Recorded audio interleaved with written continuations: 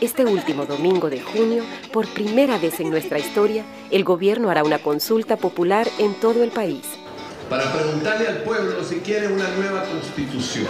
Porque lo que está ahorita no nos gusta, porque hay mucha violencia, mucha pobreza, mucha corrupción, mucha exclusión en este modelo de desarrollo. Y el pueblo necesita revisar lo que está pasando. Dile sí a ejercer tu derecho y deber de participar en el destino de Honduras. Dile sí a la cuarta urna. Una nueva constitución para el país, una nueva expresión de voluntad para el país. El Partido Liberal siempre ha sido un partido de base amplia. Es históricamente el partido más grande de la historia de Honduras, al punto tal que algunas personas que se dieron la tarea de analizar números podían demostrar a ciencia cierta que las únicas veces que el Partido Nacional logra ganar desde el retorno de la democracia hasta ahora fue cuando liberales decidieron no votar.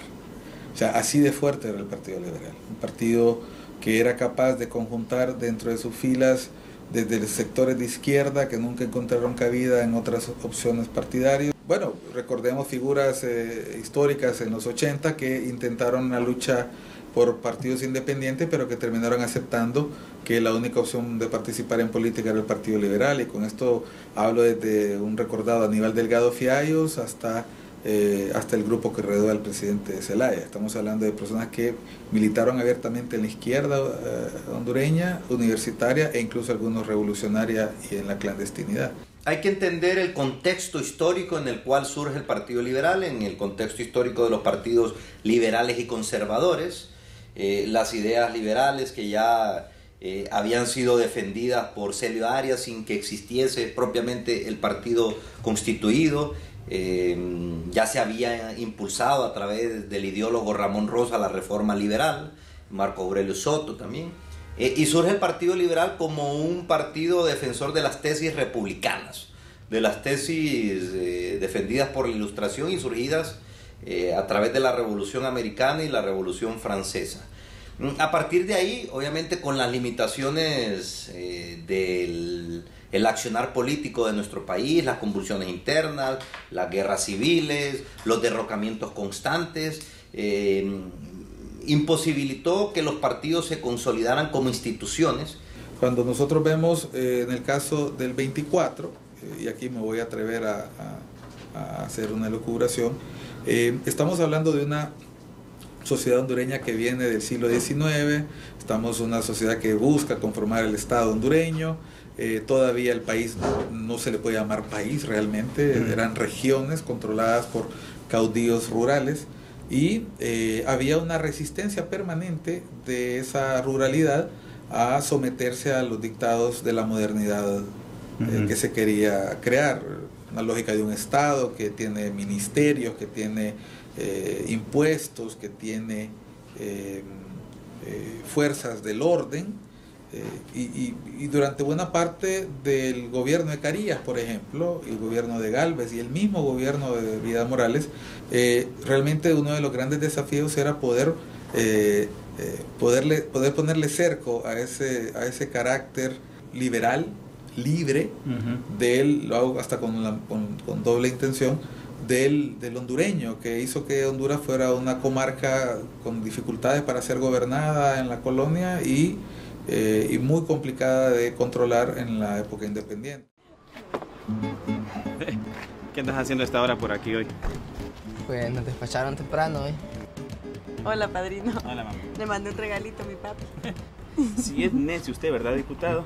Así fue como convencí a Carmen. Pues nada más me falta usted. No, cuidadito, cuidadito. Entonces, ¿nos vemos el día de la encuesta? No, eso es ilegal.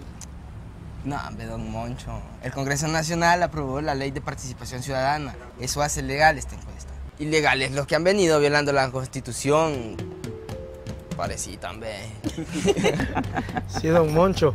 El pueblo tiene derecho a opinar. Es parte de la democracia.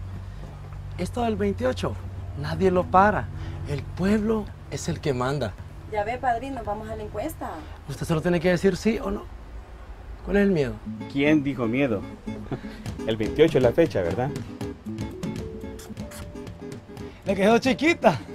Por una Asamblea Nacional Constituyente para una nueva Constitución. El partido durante la dictadura estuvo bajo el liderazgo de Chángel Zúñiga-Huete, un líder con una personalidad muy fuerte, sin el carisma, digamos, necesario para aglutinar, que es lo que permite que Villeda Morales, un hombre con estudios en el exterior, que había estado en Alemania, que había recogido el pensamiento de esa clase política, pueda adaptarse a una sociedad todavía en pañales. Si bien es cierto, existieron diferencias entre Villeda Morales y Modesto Rodas Alvarado, también es cierto que llegaron a acuerdos trascendentales, más allá de los intereses particulares, de visiones distintas, encontradas, y no veo una pugna tan marcada en ese momento entre Modesto Rodas y Villeda Morales como sí existió después entre la izquierda democrática, impulsada por los hermanos Reina, y el sector, digamos, más progresista y de izquierda del partido, con el movimiento liberal rodista. Ahí sí, después de la consolidación del régimen de Carías Andino, viene un periodo, digamos, que yo llamaría la época dorada de la democracia en nuestro país, que es la década del 50, sobre todo en el contexto de aquella época. Un gobierno liberal de Villeda Morales, extraordinario, con gran avance, con grandes logros en materia social, y que dimensionaron el Partido Liberal como la opción de cambio en nuestro país. En aquel momento eran más personalistas, ¿verdad? Porque el problema en aquel momento, lo que hemos leído en la historia y lo que medio vimos siendo niños, es que el doctor Villeda Morales, o sea, también quiere dejar su sustituto, ¿verdad? Y entonces mira usted cómo salen como 8 candidatos presidenciales del Partido Liberal, que estaba lleno de un liderazgo impresionante, va Andrés Alvarado Puerto, don Oscar Flores, Paco Milla Bermúdez, Juan Milla Bermúdez, bueno, habían tantos líderes sobresalientes del partido en aquel momento, y surgen, ¿verdad? Y se rumoraba de que esos líderes eran apoyados por el doctor Villeda, que quería a uno de ellos que lo sustituyera, ¿verdad? Que lo sustituyera. Sin embargo, el doctor Rodas Alvarado enarbola la bandera del nuevo león del liberalismo, que es lo que hace Modesto en este momento, el doctor Modesto Rodas Alvarado. Reactivar, ¿verdad?, a la migración, a los que habían estado por tantos años emigrados de la dictadura del general Carías, reavivarlos, ¿verdad?, porque el gobierno del doctor Villeda Morales es un gobierno de conciliación, de armonía, de paz, de desarrollo, ¿verdad?, de cambios sociales, pero esta gente del Partido Liberal lo que esperaba era otras cosas, ¿verdad?, esperaba un poco de venganza. Que en las elecciones del 70, Modesto Rodas llama a no votar por Jorge Hueso Arias. Es decir, ya ahí sí había un conflicto, claro. Me van a decir que en el 63 el golpe no fue contra Villeda Morales, sino fue contra Modesto Rodas por acuerdos entre Villeda Morales, intereses de la oligarquía, intereses norteamericanos, pero no había, digamos, esa magnitud de división. Luego sí hay una división. Es una izquierda democrática. En el 67 el Partido Liberal, impulsado por Carlos Roberto Reina, se declara con una ideología de izquierda, y eso pues genera una división con el sector más conservador, progresista pero conservador, de Modesto Rodas Alvarado. Entonces, eso nos llevó a una derrota.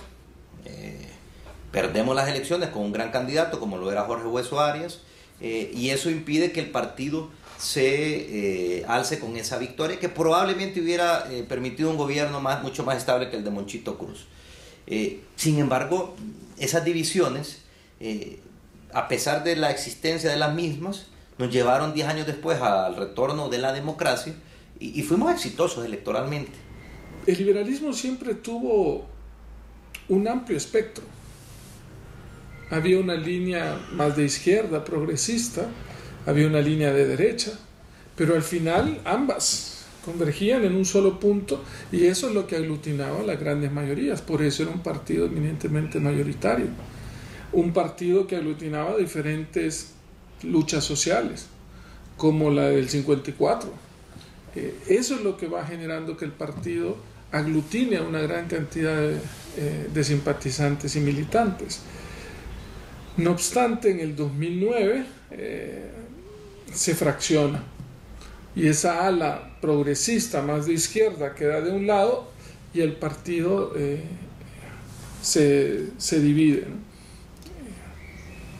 Vemos en la historia reciente democrática del país la lucha que llevó a la famosa opción B, que violaba la Constitución, pero que en la sede de las Fuerzas Armadas se pusieron de acuerdo y llevaron a esa famosa fórmula B, que era inconstitucional, pero es producto de una crisis interna. Y tengo la impresión de que como esto no era, muchas de las cosas no son ciertas que las dijo, se las marcaron y pegaron, tuvieron impacto en la opinión pública, ¿verdad? Pero la realidad es que Modesto era un hombre diferente, era un hombre también sociable, era diferente, distinto, a tal grado que cuando muere, que para mí nadie lo hubiera parado nuevamente de el candidato y el presidente de la República.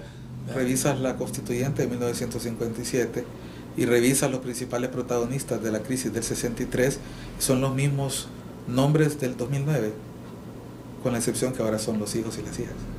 O sea, un Villeda Morales, que era presidente, un Mauricio Villeda, que en este momento se encuentra del lado micheletista, pero tienes al otro lado a la hija del león del liberalismo, del caudillo Rodas, la tienes de canciller de gobierno y en aquel momento candidato, entre comillas, golpeado. Y en Arturo Corrales estaba como protagonista en 2009 y Hernán Corrales Padilla era ministro de Educación. Un Porfirio Lobo Sosa estaba en el Congreso con menos Porfirio Lobo, el padre, estaba en el Congreso con menos protagonismo, y un Porfirio Lobo era el líder del Partido Nacional, y no vayamos más, Óscar Flores Midense, ministro, incluso después del golpe del 63, y lo tienes de nuevo a su hijo como protagonista no visible, y también, en mi opinión, tratado con injusticia histórica, porque la gente siempre quiere ver villanos en las historias y busca a la persona que le pueda resultar menos simpática, pero no es ese el rol que jugó Flores en la crisis del 2009, por ejemplo, ¿no? Marta Lorena Alvarado, Andrés Alvarado Puerto, es impresionante la cantidad de hijos, sobrinos e incluso nietos de personajes del 57 que aparecen de nuevo en el 2009 y nuevamente en una crisis y nuevamente en un golpe, y las características del golpe del 63 indica que posiblemente tuvo las mismas características del golpe del 2009 entre liberales. O sea, eso es lo que siempre se ha cuestionado y se ha criticado. ¿Por qué tantas hondureñas y hondureños se van de mojados? No es porque no tengamos esperanza, al contrario, nos vamos porque tenemos fe. Tenemos un gran deseo de superarnos. Tenemos ganas de tener un salario digno, educación de calidad y libertad de expresión. Este país ha sido gobernado por los ricos, egoístas, y no quieren dejarnos nada, pero eso va a cambiar. La esperanza es algo que no pueden robarnos. Tengo fe en mi país. Tengo esa esperanza que va a ser ese lugar lindo donde queremos vivir con mi familia.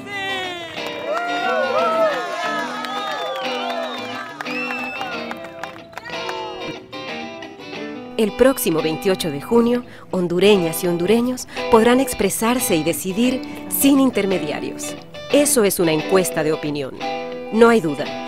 Escuchar al pueblo es la expresión más alta de la democracia. La casa presidencial ha sido tomada por cobardes militares al servicio de una oligarquía. Bueno, hablemos de la historia reciente de la democracia en nuestro país, del 81, pero viene desde los 70s. Obviamente cuando veníamos de esos regímenes desde el rodismo, conflicto entre el rodismo y el la liberalismo. LIPO, que era una línea más de izquierda, más progresista, el rodismo, que era una línea más de derecha, y que luego se convierte en el reinismo de aquel momento y el florismo. Entonces espero que al final, cuando los dos aglutinaban esa fuerza, tanto Carlos Roberto Reina, que en paz descanse, como Carlos Flores, lograron la presidencia de la República. En el 2009 se da el fraccionamiento y el partido se rompe. Y ahí es donde nace Libre, ¿no? Finalizando el siglo pasado y el comienzo de este siglo, la sociedad ha cambiado radicalmente. O sea, crecimiento poblacional, las necesidades económicas, todos los procesos de los ajustes económicos impulsados por el Banco Mundial en Latinoamérica, todo eso viene y nos causa, por ejemplo, una situación dramática de pobreza, de debilitamiento de la clase media, etcétera. Entonces hay otras necesidades y a mí considero que hay un despertar más rápido, un despertar más fuerte en la sociedad. Luego tiene las comunicaciones, el caso del celular, que ha tenido una influencia enorme en la sociedad, que no le ponemos atención, ¿verdad? Y eso nos lleva en donde los partidos políticos la necesidad de la sociedad lo sobrepasa. Lo sobrepasa. Y entonces por eso vemos lo que nos está pasando también. Cada vez la sociedad hondureña es más urbana, es menos rural. Y eso lo vemos no solo en las estadísticas del Instituto Nacional de Estadística, sino también en estudios que se han hecho. Sin embargo, aunque esa ciudadanía es más urbana, trae a las ciudades muchas de sus tradiciones político-partidarias. Y esas tradiciones político-partidarias que se viven de una manera en el área rural no se pueden vivir de la misma forma en la urbanidad. Entonces eso de alguna manera fractura también lo que en algún momento era una base fuerte. Es un partido beligerante, es un partido de lucha que se identifica con las mayorías, con las necesidades más cercanas del pueblo. En los últimos años obviamente hemos perdido esa identidad, nos hemos separado del pueblo y ha pasado factura, obviamente, pero en la historia reciente, y lo vemos en los periodos, el Partido Liberal ha sido un partido que ha luchado contra las dictaduras, que desde la oposición ha mantenido una férrea lucha en contra de regímenes militares autoritarios. Esa es la esencia del liberalismo. Pero esas mismas circunstancias, esa misma beligerancia del Partido Liberal lo hace que sus luchas internas sean más cruentas, sean más viscerales, llamémosle, ¿no? A tal grado de que muchos candidatos de una gran categoría, ejemplo Jorge Hueso Arias, no puedan acceder al poder por las mismas luchas internas del liberalismo. Vemos que efectivamente elementos que no deberían ser parte del conflicto se convierten en parte del conflicto porque hay enemistades históricas y hay enemistades que también son más difíciles de superar, porque entre políticos es como entre gitanos, no te lees las manos, pero las diferencias en política trascienden generaciones. No es la explicación de la crisis del Partido Liberal, pero es un componente que muy poca gente analiza, y es que al ser partidos muchas veces dirigidos por estirpes, tarde o temprano los descendientes no están a la altura de sus ancestros, ¿no? Y no logran capitalizar el diálogo que en algún momento caracterizó a sus ancestros. Sus ancestros, llegó un momento en el caso del Partido Liberal que se dieron cuenta, Oscar, que si seguían peleando no gobernaban. La dictadura de Carías fue y luego el gobierno militar de Osvaldo López Arellano fueron una dura lección. Yo podría hacer incluso el parangón con lo que pasa con la concertación en Chile. O sea, en la concertación en Chile, la dictadura de Pinochet fue un trago muy amargo, y el recuerdo de esa dictadura es capaz de hacer que los democristianos y los socialistas se junten en un solo partido, ¿no? Aquí pasaba lo mismo. Las voces que antes se podían atacar no querían volver a vivir la llanura, la terrible llanura del poder en manos de los nacionalistas, que sumando los los dos gobiernos, el gobierno de Osvaldo López con una nominación, una preeminencia nacionalista, y el gobierno de Carías, Galvez, estamos hablando fácil de 40 y tantos años, ¿no? Entonces, eso, tú creces con esas historias en la familia. Entonces, el incentivo es, si no nos unimos, vuelven los nacionalistas. Si no nos unimos, vuelven los nacionalistas. Y era un incentivo poderoso, al tal extremo que vimos cómo se había convertido en una lógica prácticamente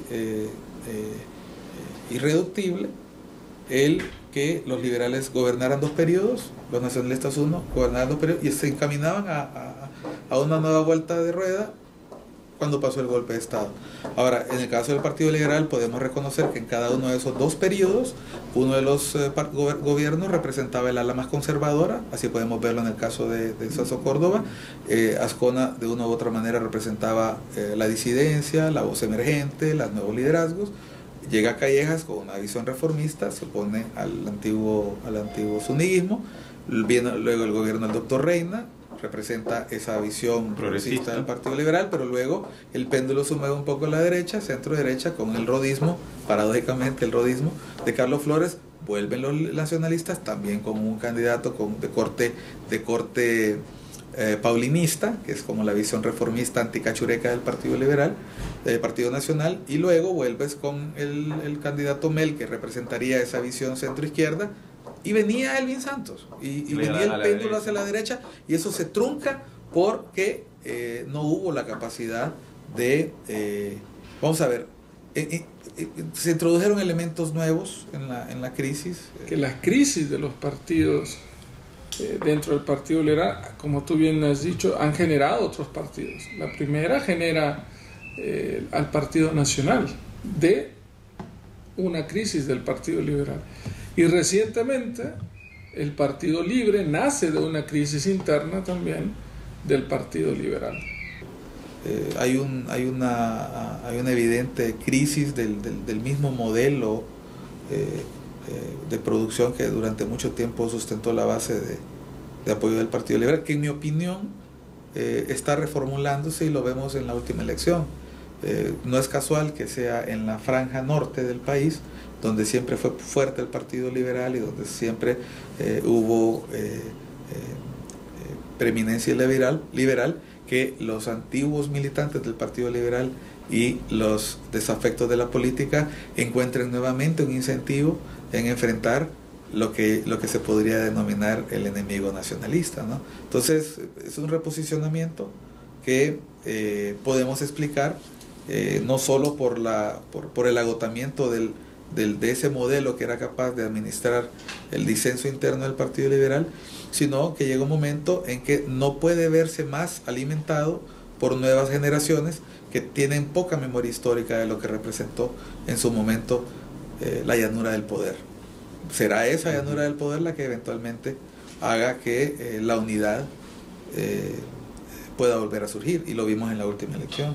La alianza solo es factible ante la lógica de los nacionalistas se quedan, y funciona de tal manera porque la tradición oral transmite de hecho, nosotros volvimos a escuchar la expresión cachureco, se volvió a hablar de Carías. Porque ha sido el partido que ha luchado en contra de la dictadura, luchó contra la dictadura de Carías, los regímenes militares de los años 70. El partido siempre ha estado. Entonces, el ser partícipe de un golpe de Estado, aún liberal, obviamente también trastoca o llega al sentimiento de liberal de una forma ideológica, aun y cuando venía de una pretensión personal también de quien era presidente en ese momento. Entonces, todo eso nos lleva a los pleitos personales, ¿verdad? A los pleitos personales. Por ejemplo, usted tiene el presidente del Congreso, que era don Roberto Micheletti, el presidente de la República era Mel Zelaya, ¿verdad?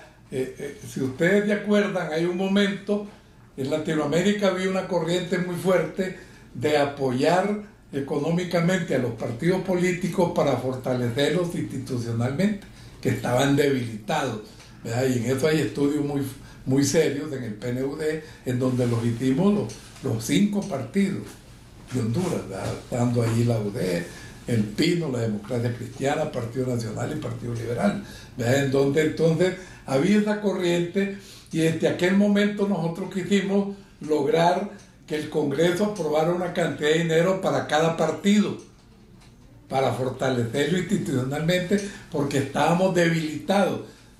Había que ver todo el proceso que estaba pasando en América del Sur, o sea, en donde los partidos históricos estaban saliendo de la contienda. Mire usted el MNR en Bolivia, mire usted el caso de los adecos en Venezuela, los copellanos en Venezuela, mire el problema del APRA en el Perú, para mencionarles solo eso. Entonces, habían estudios fuertes, serios, del debilitamiento institucional. Entonces, se había acordado, y ya lo estuvieron haciendo otros países, incluyendo Panamá, en donde el gobierno, el Estado, le daba una cantidad de dinero a cada partido, pero controlado, ¿verdad? Y con porcentajes marcados, tanto por ciento para que tenga oficinas en todos los municipios, tanto por ciento para sus oficinas departamentales, tanto por ciento para la formación de sus cuadros políticos, tanto por ciento para la formación de sus cuadros que van a ir al gobierno si gana elecciones. Todo eso. Y viene Roberto Vicente y pasa el proyecto en el Congreso. Y Mel se opone rotundamente, porque Mel ya iba en su línea. Entonces, Mel le convenía que estuviera debilitado el partido, no que se fortaleciera. Y acuérdense de los choques por la televisión, ¿qué es lo que no se dijeron? ¿Qué es lo que no se dijeron? Yo llamé varias veces a Patricia Roda para decirle que como presidente del Central interviniera y parara esa situación, porque estábamos hablando de dos liberales y de la misma corriente política interna. Los dos habían salido de la corriente melista, ¿verdad? Sin embargo, entraron en este choque. Todo eso aviva el problema, el rencor entre ellos, y acelera más el proyecto que tenía Mel, ¿verdad? Que conste que el proyecto de Mel también es parte porque cuando lo plantea originalmente, lo plantea muy bien. Y si se revisaran las declaraciones del presidente Mel en aquel momento, va a ver usted que son planteadas muy inteligentemente, porque él plantea poner una cuarta urna en las elecciones nacionales en noviembre, que en esa cuarta urna se votara si quería el pueblo una reelección, una constituyente, creo que era, ¿no? En tanto el Partido Liberal sea capaz de experimentar la llanura, va a haber un incentivo de unidad. En tanto el Partido Liberal sepa administrar la derrota y cogobernar, va a ser mucho más difícil poder encontrar un incentivo para crecer. O sea, yo lo que estoy diciendo es que en el actual esquema hay un sector del Partido Liberal que considera que no deben prescindir de espacios donde ellos puedan ejercer influencia. A veces las autoridades en ese rol mesiánico olvidan que pertenecen a instituciones que tienen historia, y esas instituciones tienen genes, y la cultura política no se cambia en 4 años, y uno de los desafíos del Partido Liberal es precisamente el relevo generacional. Hay alguna gente que se enoja cuando uno habla de estas cosas en los programas de televisión. Hay personajes que llaman a las redes sociales y dicen: díganle a esos analistas que dejen de hablar del pasado. Pero es que si no entendés el pasado, ¿cómo vas a comprender el presente? Yo siempre le decía a la gente: cuidado con esta crisis del Partido Liberal. La última vez que el Partido Liberal tuvo una crisis similar, tardó 19 años en volver al poder. O sea, 1963 hasta 1980-81, 18 años.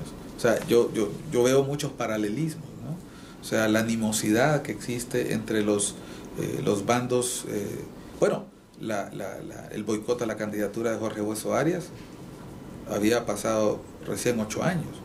Cuando nosotros vemos la incapacidad que tiene el Partido Liberal de superar sus diferencias, es un partido que efectivamente debe vivir de sus viejas glorias. Yo veo mucho en el discurso del Partido Liberal evocar esa vieja gloria del partido, pero se les olvida que es su último león, que esa es una imagen que solo para los liberales pesa el león del liberalismo, lo que fue en su momento Changel, Zúñiga Huete, lo que fue en su momento Modesto Rodas. Su último león se fue y se llevó hasta el sombrero. A mí me gusta mucho utilizar ese símbolo porque el sombrero de Rodas, que en algún momento utilizó Rosuco, Roberto Sasocorda, el presidente Sasocorda, el presidente Azcona lo utilizó, Reina no, porque Reina venía de la otra corriente, el presidente Flores ya no lo usaba tampoco. pero su movimiento se llama rodismo, ¿eh? Ojo, o sea, el simbolismo está presente.